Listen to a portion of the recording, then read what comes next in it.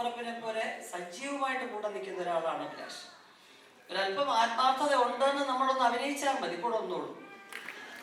അപ്പോൾ എനിക്ക് പക്ഷെ വളരെ പെട്ടെന്ന്, ഞാൻ അഭിലാഷിൻ്റെ ഒരു സിനിമയും വർക്ക് ചെയ്തിട്ടില്ല. നിങ്ങൾക്ക് തോന്നും ഞങ്ങൾ തമ്മിൽ പെരുമാറുന്ന കണ്ടാത്തൊന്നും ഒരുപാട് വർഷങ്ങളായിട്ട്, അല്ലെങ്കിൽ അഭിലാഷിൻ്റെ ചെറുപ്പം മുതൽ എനിക്ക് അഭിലാഷിനെ അറിയാമെന്ന് തോന്നും. ചില ആൾക്കാർ അങ്ങനെയാണ്, വളരെ പെട്ടെന്ന് നമ്മുടെ ഹൃദയത്തിൽ അങ്ങ് സ്ഥാനം പിടിക്കും. പിന്നെ നമുക്ക് ജീവിതത്തിൽ ഒരിക്കലും അവരെ നമ്മളുടെ എന്താ പറയുക, നമ്മുടെ സ്നേഹത്തിൻ്റെ അതിരുകൾക്ക് അപ്പുറത്തോട്ട് അവരെ നമുക്ക് പുറന്തള്ളാൻ പറ്റാത്ത അവസ്ഥയിലാവും. അങ്ങനെ ഒരു സഹോദരനാണ് എനിക്ക് അഭിലാഷ്. അപ്പോൾ ഈ പ്രൊഡക്ഷനിൽ അഭിലാഷ് ഇപ്പം ഞാനൊരു കുറച്ച് ദിവസം ആയേ ഉള്ളൂ ഞാൻ അറിഞ്ഞിട്ട് അഭിലാഷ് പ്രൊഡക്ഷനിലുണ്ടെന്നുള്ളത്. അതിന് മുൻപ് ഏകദേശം ഒരു വർഷത്തോളമായി ഈ ഒരു സിനിമ പ്ലാൻ ചെയ്ത്. ഈ സിനിമ എന്ന് വെച്ച് കഴിഞ്ഞാൽ തെരി മേരി എന്ന് പറയുന്നത്, ഞാൻ പറയുന്നത് ഇപ്പം ഞാനും എൻ്റെ മകളും പങ്കെടുക്കുന്ന സിനിമയുടെ സംവിധായിക ആരതി. ഏറ്റവും കൂടുതൽ ഫീമെയിൽ ഡയറക്ടേഴ്സിൻ്റെ പടം ചെയ്യാനുള്ള ഭാഗ്യമുണ്ടായിട്ടൊരു നടിയാണ് ഞാൻ. അപ്പോൾ എന്താ പറയുന്നത്, എൻ്റെ ഒരു 7ാമത്തെ 8ാമത്തെ ഒരു സിനിമ, 10 സിനിമയ്ക്കകത്ത് വെച്ചാണ് ആദ്യത്തെ ഫീമെയിൽ ഡയറക്ടർ നടി ശ്രീപ്രിയ. തമിഴിലെ വലിയ നടിയായിരുന്നു അവര്.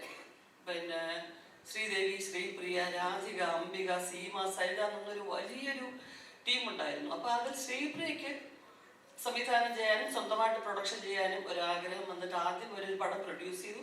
സെക്കൻഡ് ഫിലിം ഡയറക്റ്റ് ചെയ്തപ്പോൾ ഞാനായിരുന്നു അതിൽ ഹീറോ ആയിട്ട് നടൻ മോഹൻ. അന്നൊന്നും എനിക്കിതിപ്പം ഫീമെയിൽ ഡയറക്ടർ എന്ന് പറയുന്ന അത്ഭുതമാണെന്നൊന്നും അറിയത്തില്ല, ഞാൻ അഭിനയിച്ചു, അത്രേ ഉള്ളൂ. അത് കഴിഞ്ഞപ്പോൾ നമ്മുടെ അഞ്ജലി മേനോൻ ആയിക്കോട്ടെ, തെലുങ്കില് നന്ദിനി റെഡ്ഡി ആയിക്കോട്ടെ, സുധാ കുക്കറത്തിന്റെ സ്റ്റാർട്ടിങ് സമയം മുതൽ, സുധയുടെ ഫസ്റ്റ് ഫിലിമും എനിക്ക് അഭിനയിക്കാൻ പറ്റാത്ത സ്ഥിതിയാണ്. കാരണം മോള് തീരെ കുഞ്ഞായിരുന്നു. എന്നിട്ട് ഞാൻ ആ നായികയ്ക്ക് ഡബ് ചെയ്തു. അങ്ങനെ ഒരു സിനിമ, ദ്രോഹി എന്നും പറഞ്ഞൊരു സിനിമ.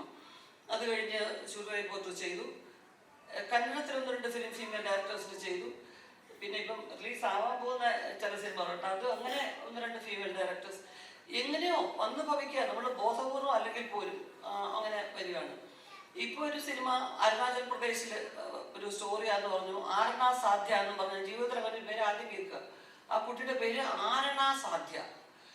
അവളും അവളുടെ ഒരു ഫ്രണ്ടും കൂടെ ചേർന്നൊരു ഒരു സബ്ജക്റ്റ് പറഞ്ഞു. അരുണാചൽ പ്രദേശ് ആയിട്ട് ഞാൻ പറഞ്ഞു ഞാൻ വരത്തില്ല, നമ്മുടെ ഇട്ടാവട്ടത്ത് തെങ്ങ് പോയി എനിക്കിഷ്ടമല്ല, അവിടെ ഞാൻ വല്ല മലയിടിച്ചിലോ വല്ല രീതിയിൽ വല്ല പ്രശ്നങ്ങളോ ഉണ്ടായിട്ട് വീടും എത്താക്കത്തില്ല. ഞാൻ പറഞ്ഞ ലൊക്കേഷൻ മാറ്റുവാണെങ്കിൽ ഞാൻ വന്ന് ചെയ്യാൻ തോന്നുന്നു.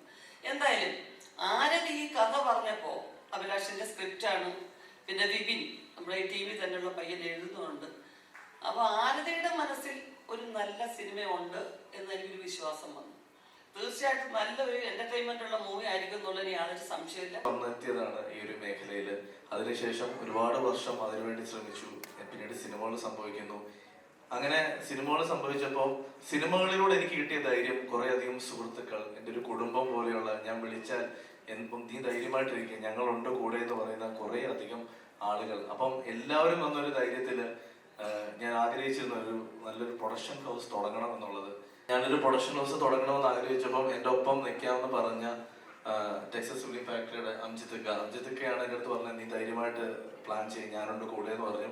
പിന്നെ എനിക്ക് ധൈര്യം തന്ന എൻ്റെ കുടുംബം, എൻ്റെ സുഹൃത്തുക്കൾ, എനിക്ക് അത്രയും വേണ്ടപ്പെട്ട കുറേ അധികം ആളുകൾ. അപ്പൊ നിങ്ങളുടെ മുന്നിൽ നിന്ന് ഞാൻ പറയുകയാണ്, ഇതൊരു ചെറിയ തുടക്കം മാത്രമാണ്. എന്നെ സ്നേഹിക്കുന്ന അല്ലെങ്കിൽ എന്നെ ഇഷ്ടപ്പെടുന്ന, എൻ്റെ സിനിമകൾ ഇഷ്ടപ്പെടുന്ന നിങ്ങളുടെ മുന്നിലേക്ക് കുറേ അധികം നല്ല സിനിമകൾ എത്തിക്കണമെന്ന് ആഗ്രഹിക്കുകയാണ് ഞാൻ.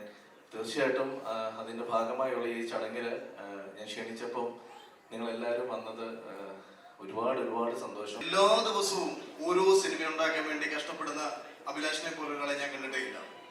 തന്റെ കയ്യിലുള്ള എല്ലാ കഥകളും സിനിമയാവാൻ വേണ്ടിയിട്ട് ദിവസേന പരിശ്രമിച്ചുകൊണ്ടേയിരിക്കുന്ന ഒരാളാണ് ഞാൻ. ബിഗ് ബോസ് ജയിച്ചു കഴിഞ്ഞ് വന്നതിന് ശേഷം എൻ്റെ അടുത്ത് ചില കഥകൾ ഡിസ്കസ് ചെയ്യാനും ഒന്നിരിക്കാനും വേണ്ടി അഭിലാഷ് പലപ്പോഴായിട്ട് വിളിച്ചു.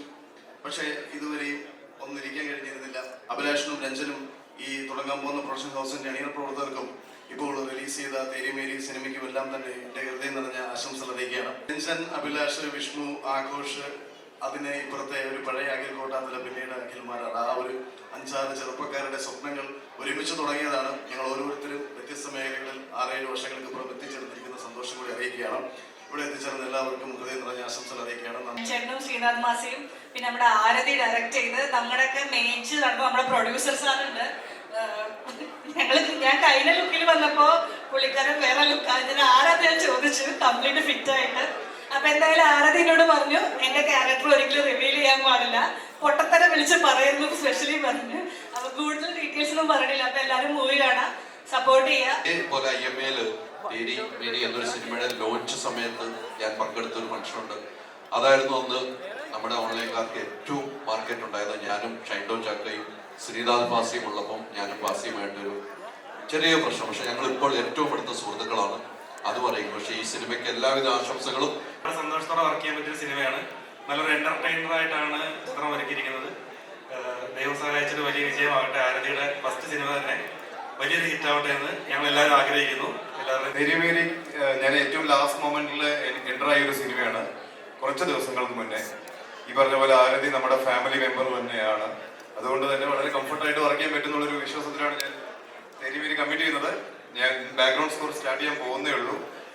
പിന്നെ അഞ്ജുതിക, അദ്ദേഹമായിട്ട് ആദ്യമായിട്ടാണ് ഞാൻ വർക്ക് ചെയ്യുന്നത്. ഞങ്ങളുടെ ആദ്യത്തെ മീറ്റിംഗിൽ തന്നെ മോസ്റ്റ് കംഫർട്ടബിൾ ആയ ഒരു വ്യക്തിയായിട്ട് അദ്ദേഹം മാറി. ഞാൻ എൻ്റെ വീട്ടിലും ഒക്കെ അത് പറയുമായിരുന്നു. അപ്പോൾ താങ്ക് യു സോ മച്ച് ഇക്ക.